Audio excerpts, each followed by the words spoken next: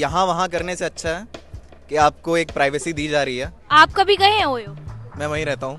मैं तो जन्मजात सिंगल आदमी। पूरी रात ठंड में कहीं मरेंगे, ये गलत है। ये तो हमारे निजता के खिलाफ है, ये फैसला है। हाल ही में ओयो ने एक बड़ा फैसला लिया है जहां पर उन्होंने अनमैरिड कपल्स की एंट्री बैन कर दी है। तो चलिए जानते हैं इस पे जनता की क्या राय है और उनका क्या सोचना है। तो जैसे कि आपको पता है कि हाल ही में ओयो ने अनमैरिड कपल्स की एंट्री बैन कर दी है। उन्होंने कहा है कि जो विवाहित जोड़े नहीं हैं हम उनको रूम्स नहीं देंगे। तो उस पर आपका क्या कहना है? ये गलत है। ये तो हमारे निजता के खिलाफ है, ये फैसला है। आप हमें बताइए कि अगर मान लीजिए मेरी कोई दोस्त है और हम दोनों कहीं गए हैं, उसका एग्जाम है या फिर कहीं घूमने गए हैं, कहीं ट्रिप पे गए हैं और हमें कहीं स्टे करना होगा और हम अविवाहित हैं, तो हम नहीं स्टे कर सकते। हम क्या करेंगे? पूरी रात ठंड में कहीं मरेंगे? तो ये पता नहीं ये किस तरह से फैसला लेते हैं। ये मेरे समझ की बाहर है। मुझे लगता है कि ये हमारा जो निजता के खिलाफ ही फैसला है। हमारा अधिकार है, हम जिसके चाहें, अगर हम 18+ हैं तो हम किसी के साथ जहाँ चाहें मन करे वहाँ रह सकते हैं। आप आइडेंटिटी ले लो, मेरा आधार कार्ड है, आइडेंटिटी ले लो, फिर इसमें क्या ही सब फर्जीवाड़ा होगा।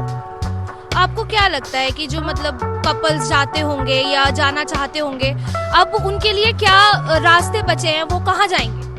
देखिए यही तो मैं बोल रहा हूँ ना, उनकी मर्जी है, उनकी आज़ादी है, वो जहाँ चाहे वहाँ जाएंगे। इस तरह का फैसला एकदम गलत है। बस मैं यही बोल रहा हूँ कि जो पूरे देश में ये है कि इससे फर्जीवाड़ा हो रहा है, बहुत ज़्यादा जो गलत धंधे चल रहे हैं, तो इसके लिए आप आइडेंटिटी ले लो। उनका आइडेंटिटी कार्ड तो है ना, इसलिए तो नियम है कि आप कहीं भी स्टे करोगे अपना आइडेंटिटी कार्ड जमा करना होगा। फिर लेकिन बहुत जगहों पे ऐसा हो जाता है कि जहाँ पर जो हमें सुविधाएं दी गई है जैसे ओयो की कि कपल्स जो हैं वो जाकर स्टे कर सकते हैं, रह सकते हैं, वहाँ पर कुछ ऐसी चीज़ें भी हो जाती हैं जिसकी वजह से इन चीज़ों को बैन किया जाता है। तो इस पर आप क्या बोलना चाहेंगे? देखिए पहली बात तो ओयो कोई होटल नहीं है। ओयो एक प्लेटफॉर्म है सर्विस को प्राप्त करने का।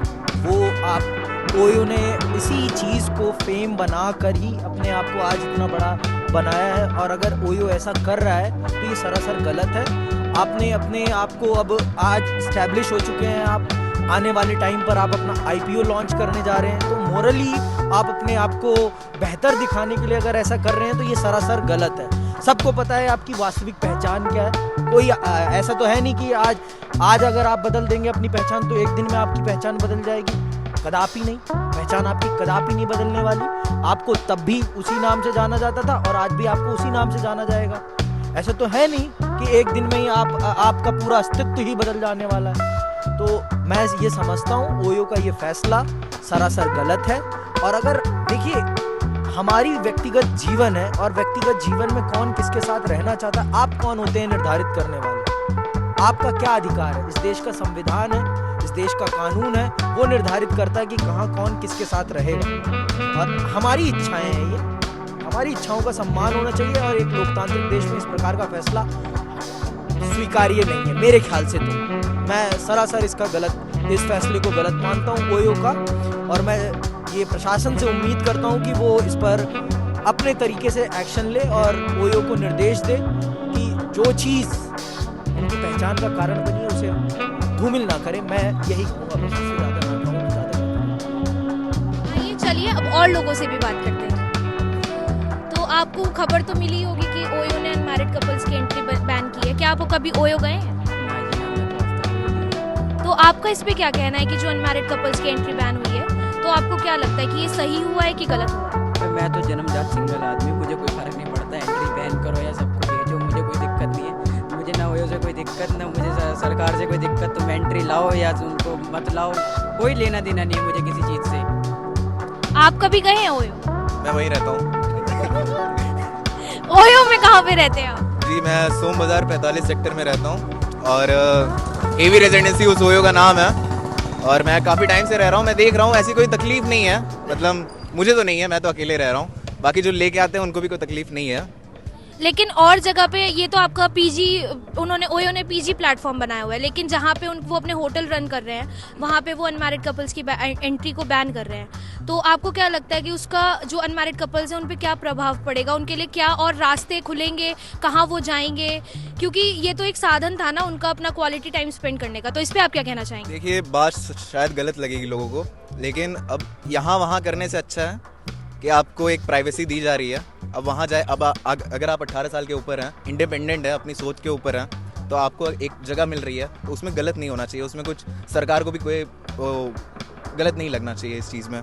तो ये ठीक चीज़ है, अगर मैं पॉजिटिवली लूँगा ओयो को तो यही है। और बाकी मैं बोल दूँ होटल ही है मेरा भी, पीजी ऊपर चलता है, मैं पीजी में रहता हूँ बस। तो ये थी इन लोगों की राय। आगे हम बात करेंगे और लोगों से। आइए चलते हैं, अब यहाँ पे कुछ दुकान वाले हैं, इस बारे में उनका क्या मानना है।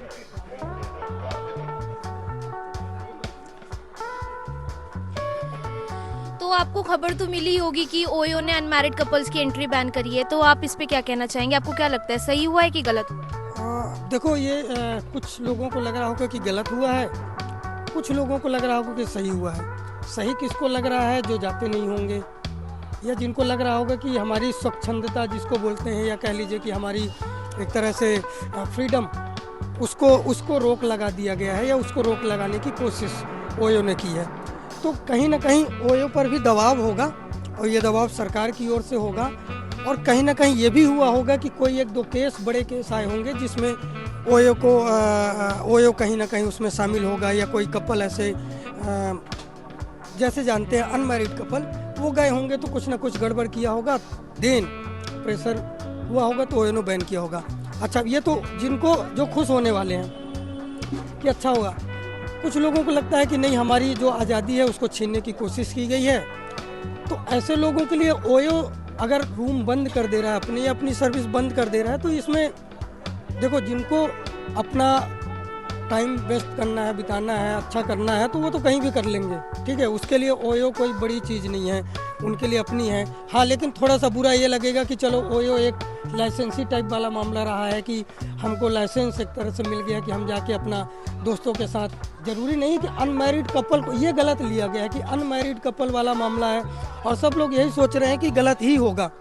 ओयो में ज़रूरी नहीं है कि मतलब लोग सिर्फ ऐसे ही जाते हैं। कई बार होते बहुत सारे दोस्त यार मिलके इकट्ठे रूम बुक कर लेते हैं, कहीं पार्टी करते हैं, क्योंकि दूसरी जगह जो हाई राइज सोसाइटीज है, यहाँ पर आप पार्टी करोगे तो वहाँ कभी कभी सोसाइटी वाले बुला लेंगे, कभी कुछ बुला लेंगे, या वो पंगे करेंगे। तो उन सब चीज़ों से बचने के लिए ओयो ने एक प्लेटफॉर्म दिया था, हालांकि अब बंद कर दिया गया है। तो मुझे लगता है कि इसमें ज़्यादा निराश होने की बात नहीं है, या ज़्यादा ये नहीं कि संवैधानिक दर्जा दे दिया, हमको दर्जा था और हमको हमारी आज़ादी छीन ली गई है, तो बिल्कुल ये नहीं है, ठीक है।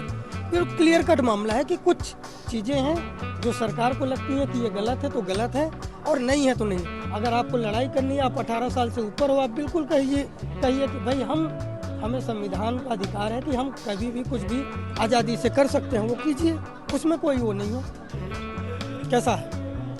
और कुछ? तो ये थी लोगों की राय। आप भी बताइए अपनी राय कमेंट बॉक्स में। कैमरा पर्सन राजन पांडे के साथ मैं मेधा चौधरी, दिल्ली 24।